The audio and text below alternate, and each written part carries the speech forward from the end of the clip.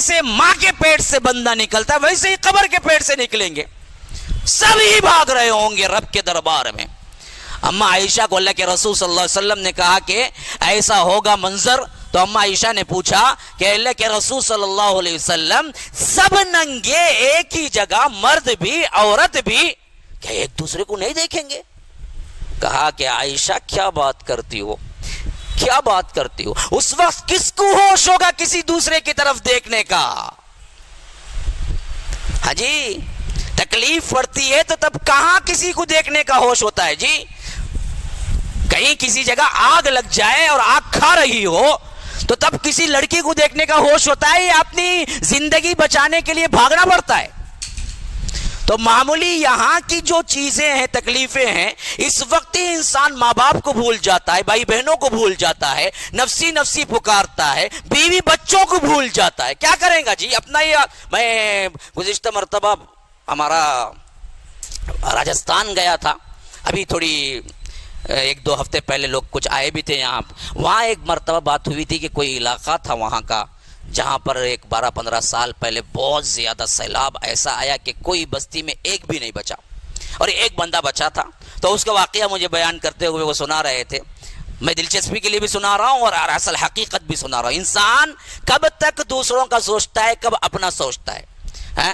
تو جہنم کے وہ مناظر کے بارے میں کب اپنا اور دوسروں کا وہ سوچے گا؟ وہ تو نفسی نفسی پکارنے والا عالم ہوگا۔ کہہ رہے تھے کہ وہ اپنے بیوی بچوں کے ساتھ بھاگا نکل کے، جب سیلاب کیا ہے بہت اونچے درجے تک آ چکا تھا، جھوپڑیاں سب ڈوب گئی تھی، تو وہ آخر چلتا چلتا بھاگا تو ایک درخت دیکھا، تو اس نے بڑی مشکل کے ساتھ درخت کو پکڑ کے چلنا شروع کیا، بیوی کو بھی کہا، بچوں کو بھی کہا، وہ بھی کتنا کچھ کوشش کیے لیکن یہ سب سے اوپر پہنچ گیا۔ اب اپنی آنکھوں کے سامنے بالکل اس کو ایسا لگ رہا تھا کہ بارش کا پانی اور سیلاب کا پانی بڑھتا جا رہا ہے اور اگر یہ اترے گا تو یہ بھی جان کھوئے گا۔ تو پہلا چھوٹا بچہ گیا، دوسرا گیا، تیسرا گیا، چوتھا گیا، بیوی گئی، یہ دیکھتا رہا، میں اترا تو میں بھی جاؤں گا، جائیں تو یہ جائے، کم از کم میں تو بچ جاؤں۔ یہ بالکل صحیح واقعہ بیان کر رہے تھے وہاں کے علاقے کے لوگ۔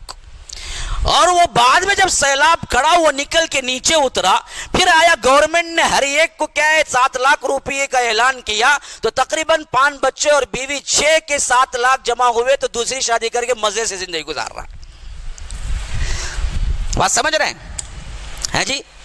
جب وقت پڑتا ہے تو انسان صرف اپنے آپ کو دیکھتا ہے، کسی اور کو نہیں دیکھتا۔ تو وہاں جہنم کا جو منظر ہوگا، اس منظر میں سب لوگ جمع ہو رہے ہوں گے۔ تو آج کے جو عقائد باطلہ ہیں کہ کوئی کہتا ہے کہ فلاں کا دامن پکڑ لیں، کوئی کہتا ہے کہ کسی کا کیا ہے ہاتھ پکڑ لو، کوئی کہتا ہے کہ بیعت کر لو، فلاں بس اب ہمارے پیر صاحب دیکھ لیں گے۔ ارے کون سے پیر صاحب دیکھیں گے جی؟ کوئی پیر ہوگا نہ فقیر ہوگا، سب کے سب اللہ تبارک و تعالیٰ کے بندے ہوں گے، وہاں پر کھڑے ہوئے ہوں گے۔ کون کس کو بچا سکے گا؟ سب پریشان حال ہوں گے۔ تو کوئی نہیں ہے، اعمال ہیں جو آپ کے ساتھ آنے والے ہیں۔ اچھا، سیکنڈ سیکشن، اب جہنم کا پیدائش کا ایک منظر آپ نے دیکھ لیا ہے، اب آگے جاؤ، اسٹرکچر کیسا ہے؟ ہم عمارت دیکھتے ہیں تو کیا پوچھتے ہیں؟ بندھن کیسا ہے، وسعت کیسی ہے، ہاں بڑی کتنی ہے؟ تو اللہ کہتا ہے لہا 7 ابواب لکل باب منہم جزء مقسوم، 7 دروازے ہیں اس کے، 7 دروازے، اور ایک ایک دروازہ بھی مشرق و مغرب کی دوری پر ہے۔ وسعت کا تو کوئی اندازہ نہیں کر سکتے۔ اب خالی اس اسٹرکچر کے بارے میں ذرا اندازہ یوں کرو، جہنم تو ہے، اب جب اللہ تبارک و تعالی اس دنیا کو مٹائے گا نا، یہی کسی جگہ فٹ کرے گا جہنم کو۔ کیسے ہوگا وہ؟ اللہ نے فرمایا یوم تبدل الارض غیر الارض والسماوات وبرزوا للہ الواحد القہار، یہ آسمان و زمین کو ہم دوسرے آسمان و زمین سے الگ کر دیں گے، یعنی بدل دیں گے۔ آج کی زمین جو ہے نا، آپ سب کو معلوم ہے، یہ انڈے کی شکل میں ہے، بیضوی شکل میں ایسی ہے۔ اسی وجہ سے کیا ہے، امریکہ میں رہنے والا ہم کو نہیں دیکھ سکتا، ہم یہاں جو رہتے ہیں امریکہ والے کو دیکھ نہیں سکتے، اور ہم زمین پہ یوں نہیں چل رہے ہیں، یوں نہیں چل رہے ہیں، یوں چل رہے ہیں، لٹک کے چل رہے ہیں، ہم الٹے ہیں اصل میں، ہم کو معلوم نہیں ہوتا۔ گریوٹی سسٹم جو ہے نا، کشش ثقل جسے کہتے ہیں، اس کی وجہ سے زمین ہم کو پکڑی ہوئی ہے، تو اس واسطے ہم گرتے نہیں، ہم یوں چل رہے ہیں، اصل میں زمین کے اوپر نہیں چل رہے ہیں، یوں نہیں چل رہے ہیں، یوں چل رہے ہیں ہم، اور امریکہ والا اوپر یوں چل رہا ہے، لٹک کے یوں چل رہا ہے۔ اور اللہ نے ایک کشش دے دی، وہ کشش کیا کرتی ہے؟ ہم کو پکڑے رکھی ہے۔ یہی کشش چاند میں نہیں ہے، جس کی وجہ سے ہم نہیں چل سکتے۔ چاند میں کوئی بندہ جائے نا، چل نہیں سکتا، وہ اڑ سکتا ہے، چل نہیں سکتا ہے وہ، کیونکہ وہ کشش ثقل اللہ نے چاند میں نہیں دی۔ اور اسی سے آپ سمجھ لیجئے کوئی بھی چیز آپ اوپر پھینکیں وہ نیچے ہی آئے گی، اوپر نہیں جائے گی۔ کیوں؟ وہ کشش جو ہے نا اسے کھینچ لیتی ہے۔ یہی گریوٹی سسٹم کو آئنسٹائن نے سب سے پہلے دریافت کیا تھا۔ آئنسٹائن جو تھا سیاست دان، ہم کو نہ دنیا معلوم نہ دین معلوم، یہی سب سے بڑا مسئلہ ہے ہمارا سب سے بڑا مسئلہ یہ ہے کہ نہ ہم کو دنیا معلوم نہ دین معلوم، نہ دنیا میں کچھ ہے نہ دین میں کچھ ہے، نہ دنیا کچھ ہوئی ہماری نہ آخرت کچھ ہوئی، اللہ معاف کرے۔ تو یہ چیزیں جب تک ہم نہیں سمجھتے، یاد رکھیے کہ ان چیزوں کے اندر جو اصل چیز ہے اللہ کا خوف اور ڈر، وہ اور زیادہ آج کے زمانے میں سمجھنا آسان ہو گیا ہے کہ رب العالمین نے یہ سسٹم کیسے رکھا اور کیسے یہاں مینیج ہوگا۔ مثلا سمجھیے کہ نامہ اعمال تولے جائیں گے، اللہ نے کہا تھا اور کہا ہے فمن ثقلت موازینہ فاولئک هم المفلحون ومن خفت موازینہ فاولئک الذین خسروا انفسهم فی جہنم خالدون۔ جس کے پلڑے بھاری ہوں گے وہ تو کیا ہے؟ اللہ تبارک و تعالی انہیں کامیاب کرے گا۔ جس کے پلڑے ہلکے ہوں گے وہی ہیں خسارہ اٹھانے والے۔ اب دیکھیے اعمال کو تولا جائے گا تو عجیب مسئلہ تھا پرانے زمانے میں۔ اگر کوئی سوچے کہ اعمال کو کیسے تولیں گے، اعمال تو دکھتے نہیں، وزن کرنے والی چیز ہے تو وزن کر سکتے ہیں نا بھائی، جو چیز دکھتی ہی نہیں ہے اس کا وزن کیسے کر سکتے ہیں؟ لیکن آج آلات ایسے ایسے پیدا ہو گئے، دکھنے نہیں والی چیزوں کو بھی ہم وزن کر سکتے ہیں۔ تو اسی سے معلوم ہو گیا جو رب دنیا میں ہوا کو آپ میجرمنٹ کر سکتے ہیں، جو دکھتی نہیں ہے، محسوس ہوتی ہے، دکھتی تو نہیں ہے نا جی۔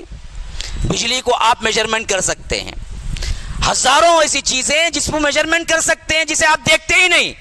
جب دنیا میں ایسی قوت اللہ انسان کو دے تو آخرت میں اللہ تبارک و تعالیٰ کوئی پریشانی ہے کہ آپ کے اعمال کو وزن کرے؟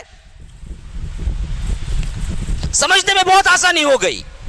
تو غرض کہ میں بتا رہا تھا کہ جو زمین ہے یوں ہے، یوں، اور اس زمین پہ ہم سب لٹکے ہوئے ہیں، اور اللہ نے وہ کشش دی ہے جس کی وجہ سے ہم چلتے پھرتے ہیں لٹکتے ہوئے، اور ہمیں ذرا بھی محسوس نہیں ہوتا کہ ہم لٹکتے ہوئے چلتے ہیں۔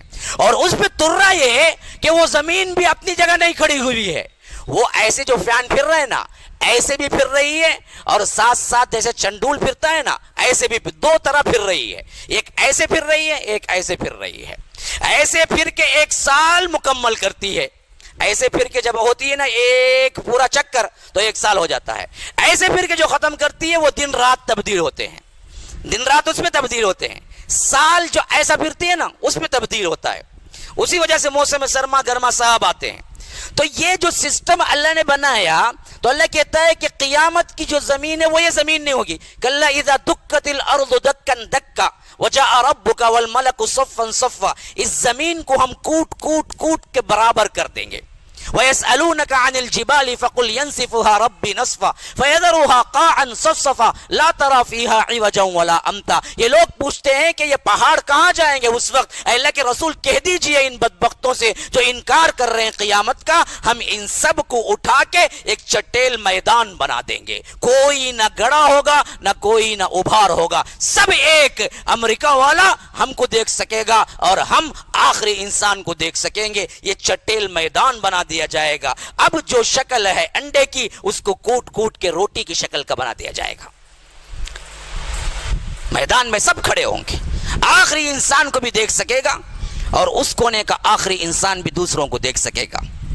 تو اور نیچے زمین ہے نا یہ مٹی کی ہے، اس کی سطح کے نیچے بڑی گہرائی تک معدنیات ہے، پھر اس کے آخری اینڈنگ میں کھولتا ہوا لاوا ہے، کھولتا ہوا۔ اللہ نے اس کو اتنا نیچے رکھا ہے کہ سائنسدان کہتے ہیں کہ کروڑوں سال لگے ہوں گے یہ زمین کو ٹھنڈی ہونے میں، لیکن آج ہمارے لیے کیا ہے، یہ مٹی کی ہے، لیکن اللہ جب اس کو مار مار کے، جیسے کہتے ہیں کہ کلا اذا دکت الارض دکن دکا، کہ ہم اسے پیٹ پیٹ کے بالکل چپٹی کر دیں گے، تو اس وقت حدیث کے الفاظ یہ ہیں کہ یہ مٹی کی نہیں ہوگی، تانبے کی بن جائے گی، تانبے کی۔ اب آپ کو معلوم ہی ہے دھاتوں میں سب سے زیادہ تیز گرم ہونے والا کوئی دھات ہے تو وہ تانبا ہے، فوری آگ کو کھینچتا ہے، فوری گرم ہوتا ہے۔ اسی وجہ سے اس زمانے میں تانبے کے برتن گرمانے کے لیے دیگچے وغیرہ جو ہوتے تھے نا، تانبے کے ہوتے تھے تاکہ جلدی کیا ہے سالن پک جائے۔ آج تو زمانہ بدل رہا ہے، شاید آپ لوگوں کے پاس ابھی بھی ہوں، چنئی میں تو نہیں ہے، لیکن تانبا اصل میں کیا ہے، بہت جلد گرمی کو لیتا ہے۔ تو اب تانبے کی پوری زمین ہے، اب اس زمین کے بالمقابل ایک جان کے اوپر سورج ہے، اندازہ کرو گرمی کا کیا عالم ہوگا۔ بھائی مئی وغیرہ میں اپنے مقام سے تھوڑا سا نیچے آتا ہے سورج، تھوڑا سا، جس کی گرمی ہم برداشت نہیں کر سکتے۔ اللہ کے رسول نے فرمایا کہ اس وقت 1 میل کے برابر ہوگا، اور صحابی رسول جنہوں نے سنا ہے وہ بیان کرتے ہیں کہ میل اصل میں 2 طرح کا استعمال ہوتا ہے عربی میں۔ میل ایک تو اسے کہتے ہیں جو کلومیٹر کے حساب سے ہم استعمال کرتے ہیں، کلومیٹر سے تقریباً کیا ہے 100 میٹر یا اگر 200 میٹر کم 1 میل ہے۔ 1 کلومیٹر آپ کو معلوم ہے کتنے میٹر کا 1 کلومیٹر ہے؟ کتنے؟ کون بولے 100؟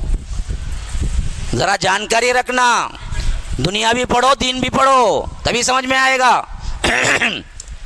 1000 میٹر کا 1 کلومیٹر ہے، تو یوں سمجھو 700-800 میٹر کا 1 میل بنتا ہے۔